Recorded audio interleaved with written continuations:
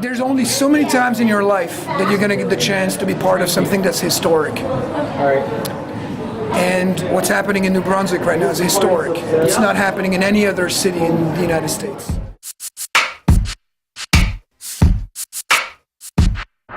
The city government currently is made up of a mayor and 5 city council people who are elected through the whole city at large, meaning that they are charged with representing all 55,000 residents of the city. The way things work right now is there's a city council who are essentially nothing more than a rubber stamp for the mayor. To be frank with you, right now, the 5 council people vote in such unison that we really don't have any control. Councilmember Cook. Aye. Councilmember Egan. Aye. Councilmember Racine. Aye. Councilmember Valenti. Aye. Councilmember Garlotti. Yes. And they follow the dictates of the mayor or the developers or the power players or whatever it is. So what's the sense of having a majority if they're going to all go some way that has nothing to do with what the neighborhoods need? I moved here 6 years ago, and after a few years, I started to realize that the same 5 or 6 people were making all the decisions in the town. The at-large system tends to make the government less responsive or connected to the population. With a ward-based government, it guarantees that every neighborhood gets a voice or a representative on the city council. I think the city should change it because it would give us more representation within the neighborhoods, and they would have more diverse voices on the council. You know, that's what they say.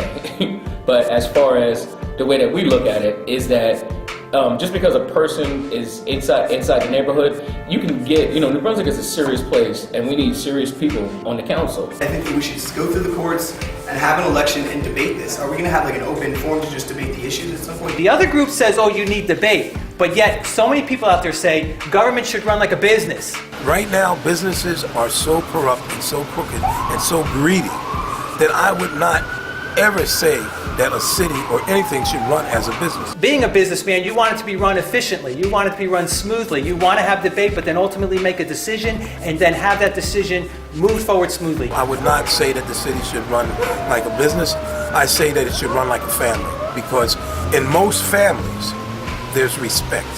I know my position. Now, maybe we've been up here too long, maybe I've been on the council too long. There's nothing wrong with young people getting involved and wanting to make a statement. That's how I started. I started standing outside that window 15 years ago saying I want to change, but I did something about it, and that's why I'm here today. Go ahead. Are they perfect? No, of course not. I think sometimes when people are in place for a long time, maybe sometimes they get comfortable. But I do know this one fact. I'm a born and raised resident of this city, been here all my life, and have worked in the community. I think they recognize now that, yes, they have to be more accountable to the people. I'm not saying that they're not, but I know that they can do better. Just like any other city, we can always do better. On November 3rd, the voters in New Brunswick are going to get an opportunity they haven't had since 1986 to vote on whether or not they want to change their system of government, like change the actual system in which the elections happen. And have there be 1 city council person from each ward. And a ward would be tentatively 8,000 people. So talking to everyone inside of 1 ward is a lot more realistic. When you break up the communities into little diverse groups, we're no longer one city going in one direction, but we become like a loose confederation. Everybody's working for their wards, just saying, okay, I want this for my ward, I want that for my ward. Right now we have a city council that is extraordinarily out of touch with the people they're supposed to be representing. I had coffee with the city public information officer, Milbury, and he was like, so if you have so many problems, why don't you just come to the city government? And like, when have you come to the city council and brought forward a concern with your city? We're paying the taxes in the neighborhoods and we're not getting services and we're not getting a response. Eon would not have grown as it did if we had come here and got a response. You won't even turn the table to face us. You face one another. I can see the look on your face now. You're just bored. You just want me to sit down. But my life and my fortune is invested in this city, and so I have aligned everything I have with Eon, because they're the hope for change for the residents in the neighborhoods. And like, that has been happening. Like, I've been at city council meetings where like people bring forward their concerns and are just not respected or their concerns taken. The only function that they have with the city is during the city council meeting. Totally disconnected from the majority of people in New Brunswick.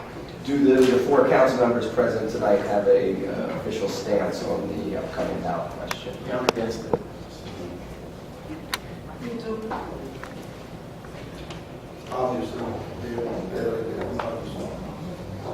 Yes, I do have signed on my form. One city council member has been on the city council for 30 years. Others, some 10, 15 years. The only crown candidate that there is in New Brunswick, his name is Jim Cahill, and he's been there for 20 years. It's election time. Now we see the mayor come out. Now we hear robocalls. Now we hear everyone knocking on doors. Hi, this is Mayor Jim Cahill. On November 3rd, New Brunswick voters will decide whether to stay united and work together or tear our city apart into wards. Obviously, that we just had 2 murders the other day, shootings. It doesn't hit the newspapers, people don't know about it, so everyone thinks everything is fine. A united New Brunswick has produced safer neighborhoods, more affordable housing, better schools, and lower unemployment than any other city in the state. If they want to do something, they should do something on my side of the city, in Ward 4, where we're struggling to try to survive, where people were killed, and it wasn't even in the newspaper. It doesn't make a difference to them. Crime in the city is underreported. Just this week alone, 2 people got shot dead. Another third person got shot just for asking for a cigarette. The difference you're going to see in those folks who are working for the machine, because United New Brunswick is just a ridiculous front that popped up last week. To even mention that name is silly. It's Mayor Cahill and his machine. It's called Unite New Brunswick today. It was called Vote No in 2000. It's the same people. They attack you, like the lit that they have going out now, talking about that we're going to raise taxes, and they talk about all this stuff, but they don't talk about all the years that they've been in power and how they have been able to suppress people for all these years. Those folks who work under the machine structure, that structure stifles them. It's not democratic, it doesn't breathe. So their humanity is shrunk. I think the sad thing about all this is that they think that we're trying, people in the first ward actually believe we're trying to take something away from them. And that's not what we're saying. What we're saying is that what they have is wonderful. It's a great way to live. We just want to duplicate that and triplicate that throughout the whole city. We don't want to take anything away from those neighborhoods by any means, but we just want every other neighborhood to have what those neighborhoods have. Why is it that the majority of the city council lives in one area? Is that by accident? Like I said, for the past 30 or 40 years, the system that we've had in place have brought us from a long way. There's people and there's systems, and some systems repress and limit and work through fear and innuendo and slander, and you debase yourself when you do that, right? If you go around and you spend your whole day lying about people, you debase yourself. You just become known as a liar. Where it's being tried at right now in Hoboken.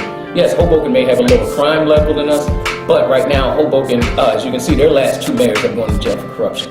To say that wards will create corruption is just completely removed from the context of the situation. Like, we have a system in New Brunswick that's very prone to corruption and has actually like proven instances of corruption within the city government as recently as 2007. In New Brunswick, we had a mayor who is currently in jail, and he was the mayor for several terms, and the current mayor is his second cousin. Other systems are open, democratic, and full of hope and full of potential and teamwork and vision and struggle and sacrifice. We are operating out of an office that, like, for a large part of the campaign had no electricity.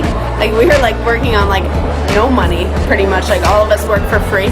People that are in our coalition are students that are working 30, 40 hours a week, plus they're doing their studying. Our campaign is really great. Like, a lot of people are able to like express themselves in a lot of different ways. They want to give back to the community. They feel like they're a part of the community, even though they have no voice. No voice at all. Every day we send out a canvas and onto the streets talking to people in New Brunswick or calling people. Like, all day people are taking ownership over programs. And those systems help people become the best that they can be and fully develop as human beings. They actually have become part of a process where they've liberated themselves because they have learned to work with others and to actually change the world. The shitty thing about elections is that they always happen on a Tuesday when like a lot of people have to work.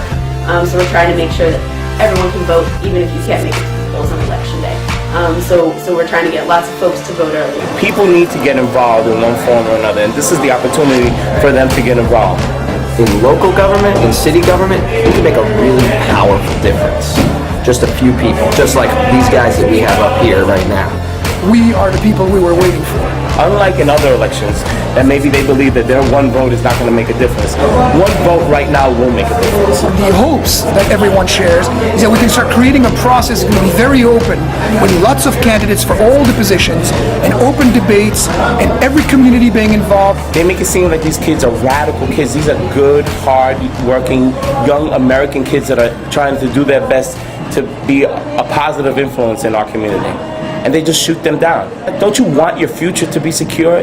You're not going to be 30 or 40 or 50 forever. There's going to be a day that you're no longer be in power. Don't you want the people that are coming, the next generation, to be the generation to understand what it takes to run this city, and also hopefully to take care of you, so when you get old, so that they don't treat you like the way you treated them?